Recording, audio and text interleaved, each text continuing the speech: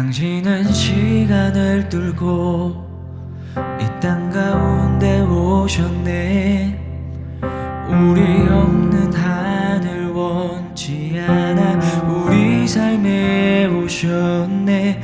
자신의 편안 버리고 우리에게 평안 주셨네.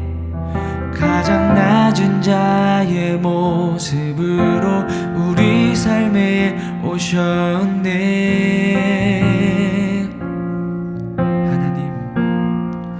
하나님 우리와 영원히 함께 하시네. 꿈 없는 우리에게 그 나라 보여주시네.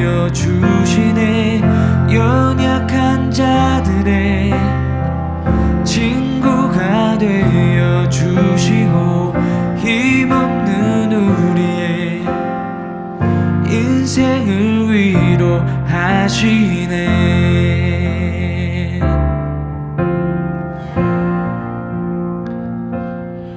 당신은 시간을 뚫고 이 땅 가운데 오셨네.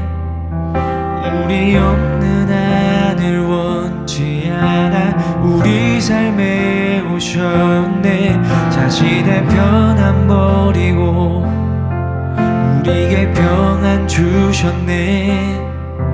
가장 낮은 자의 모습으로 우리 삶에 오셨네. 하나님 우리와 영원히 함께 하시네.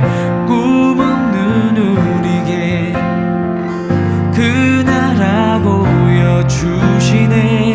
연약한 자들의 친구가 되어주시고 힘없는 우리의 인생을 위로하시네. 하나님 우리와 영원히 함께 하시네.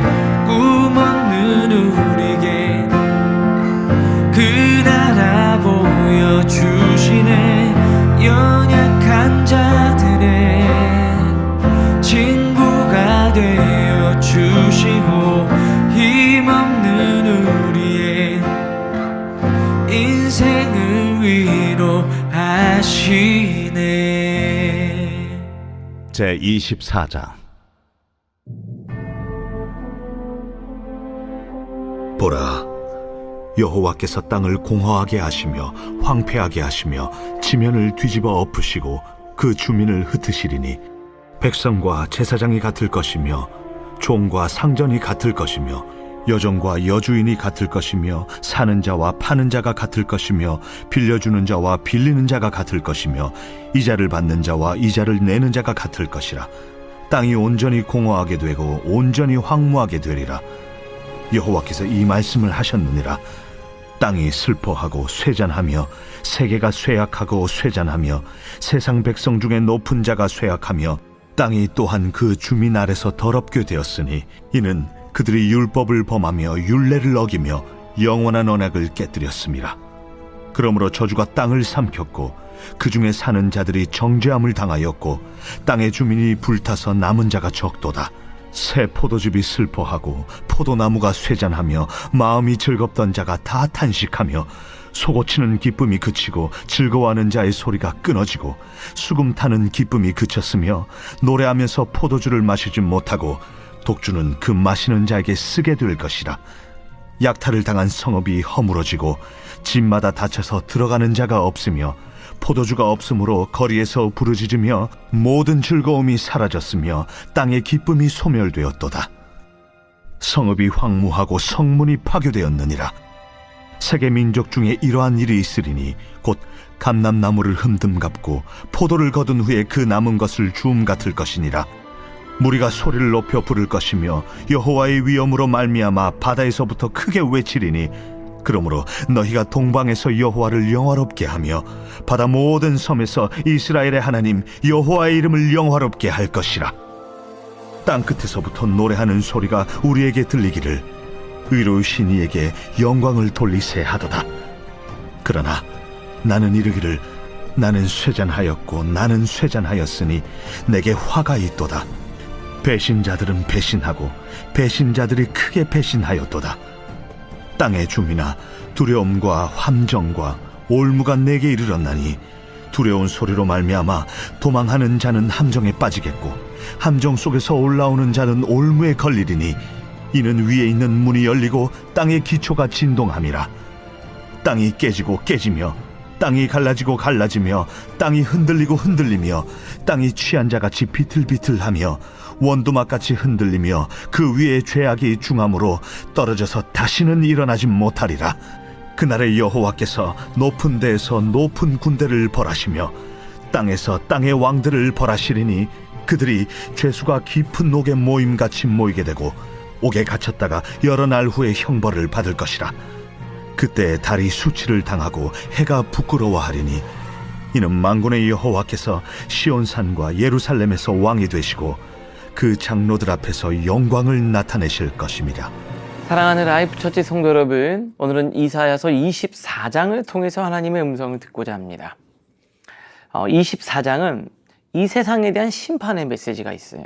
그 전에 각각 애굽, 두로, 그리고 바벨론, 아수르 이렇게 심판에 대한 메시지를 각각 전했는데 지금 24장은 정말 이 땅에 대한 마지막 심판에 대한 메시지가 있습니다. 근데 그 심판에 대한 메시지를 쭉 읽어가다가 보면은 이 기쁨이 그치고 즐거워하는 자의 소리가 끊어졌다. 8절에 이런 표현들이 나와요. 그리고 포도주를 마시지 못하고 독주를 마시는 자가 쓰게 된다. 그러니까 기쁨이 끊어진다. 이런 표현들이 있죠. 그러면 11절에 보면 이렇게 돼 있습니다. 모든 즐거움이 사라졌으며 땅의 기쁨이 소멸되었도다. 땅의 기쁨이 소멸되었다. 여러분, 이 세상에서 기쁨과 즐거움을 여러분에게 주는 것들이 있습니다. 무엇이 여러분에게 기쁨과 즐거움을 주나요? 어떤 성취요? 아니면 돈을 통해서 누릴 수 있는 것들이 많이 있죠. 어떤 세상적 쾌락과 즐거움일 수도 있습니다. 그런데 그것이 소멸되는 날이 옵니다. 이게 이 땅의 즐거움은 끝난다는 거예요. 땅의 즐거움은 끝난다는 거예요. 그런데 땅의 즐거움이 아닌 하늘의 기쁨은 영원한 거죠. 우리가 이 세상의 것들이 우리가 기쁨을 계속 줄 수 없다는 걸 깨닫게 되는 순간들이 있습니다. 내가 뭘 했을 때 너무 좋았는데 시간이 지나면 그것이 더 이상 나에게 기쁨을 주지 않아요. 우리는 계속 바꿔야 된다는 거죠. 새로움을 찾아요. 똑같은 게 나한테 계속 지속적인 기쁨을 주지 않습니다. 왜요? 땅의 기쁨은 소멸되어질 거기 때문에 그래요. 그런데 하나님이 주시는 기쁨은 이 안에서 샘솟는 것처럼 계속해서 우리를 행복하게 합니다. 그리고 마지막 날에 그 하나님이 주시는 기쁨만이 우리에게 남는 거예요. 여러분, 우리는 이 땅의 기쁨에 매여 있는 사람이 아니라 영원한 하늘의 기쁨, 영생의 기쁨을 누리는 자입니다. 우리 매일 말씀을 묵상하면서 그 영생의 기쁨을 맛보고 그 기쁨을 소망하는 여러분들 되실 수 있기를 주님의 이름으로 축복합니다. 그러니까 결국에는 이게 공허하고 또 혼돈만 남는다는 거죠. 이 세상의 기쁨이.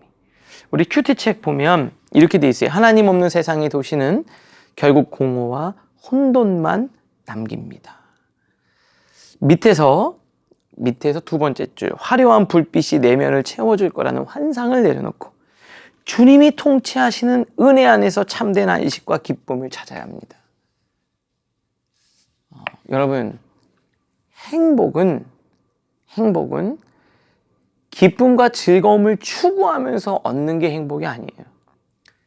거룩하신 하나님을 추구할 때 어느 순간 선물처럼 주어지는 게 행복이에요. 막 재밌으려고 하고 행복하려고 하는 사람들 다 보면 허무하다고 이야기합니다. 그런데 바르고 의미 있고 예수 그리스도 안에서 말씀대로 사는 사람들은 어느 순간 행복하다 이렇게 말하게 돼요. 참 역설적이죠. 쾌락과 재미를 추구하던 사람들은 마지막에 재밌는 게 없다 그래요. 그리고 허무하다 그래요.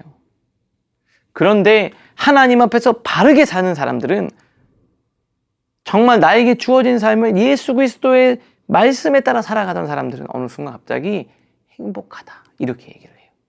왜요? 예수 그리스도 안에 참된 행복이 있기 때문에 그렇습니다. 이 세상이 끝날 때는 다 행복이 끊어져요. 오늘 주님 안에서 참된 행복을 누리실 수 있기를 바랍니다. 이어서 14절 15절에 보니까 그런 상황에서도 정말 하나님을 찬양하는 남는 자들이 있어요.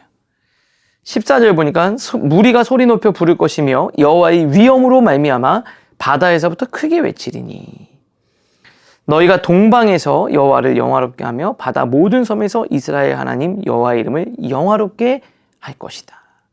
이들은 하나님을 향한 찬양이 울려 퍼져요. 정말 어려운 상황 가운데서도요, 다 죽겠다 이러지만 그 가운데서도 하나님을 찬양하는 사람이 있다는 거예요. 그게 바로 누구죠? 바로 우리 라이프처치 성도님 여러분입니다. 여러분이 있는 가정에서 삶에서 너무 힘들지만 찬양하고 외칠 때 여러분 바울과 실라가 빌립보 감옥에 갇히지 않습니까? 근데 그 감옥에서 뭐예요? 한밤중에 그 한밤중이 뭐예요? 지극히 절망이 깊은 어두움 가운데 소리 높여서 찬양을 부릅니다. 그때 어떻게 합니까? 옥문이 열리죠. 구원의 문이 열리고요. 사람들의 마음 문이 열려서 간수가 회개하고 세례를 받고 가족이 다 구원받는 놀라운 역사가 일어나지 않습니까? 찬양은 그만큼 능력이 있어요. 오늘 너무 마음이 답답해요. 그리고 출근하는 길이세요. 유튜브 보면서 다른 거 보는 것도 좋지만 오늘 찬양을 하나 부르십시오. 그리고 그 찬양을 부를 때 여러분들 안에 있는 묶인 것들이 다 풀어지는 역사가 있기를 주님의 이름으로 축복합니다. 정말 찬양을 잃어버린, 근데 그곳에서 찬양을 부르는 사람이 있다니까요. 그게 바로 여러분이에요. 그게 바로 우리 라이프처치 성도님들이에요. 그럴 때 하나님의 능력이 임하게 될 줄로 믿습니다. 말씀을 통해 생각하겠습니다. 첫 번째, 소비 문화가 내 영혼의 공허를 채워줄 것이라고 착각하고 있지는 않습니까? 기쁨이 소멸된 성읍을 의지하지 말고 오직 주님 안에서 참된 만족을 구하십시오. 두 번째입니다. 평안할 때만 주님을 찾고 현실의 벽에 부딪혔을 때는 찬양을 잃어버리지 않습니까? 고난의 한복판에서도 주님을 영화롭게 하기를 결단하십시오. 오늘을 위한 기도로 마치겠습니다. 하나님, 안락함을 줄 것처럼 보이던 혼돈의 성읍이 빈 껍데기에 불과함을 봅니다. 소비와 쾌락이 영혼을 채워줄 수 있다는 착각을 버리고 오직 주님 품 안에서 만족을 누리게 하옵소서. 현실의 기반이 무너지고 꽉 막힌 고난을 지날 때 불평하지 않게 하옵소서. 연단 속에서도 주님의 역사하시는 위엄을 바라보며 주님을 영화롭게 하는 참된 예배자로 서게 하옵소서. 예수님의 이름으로 기도합니다. 아멘.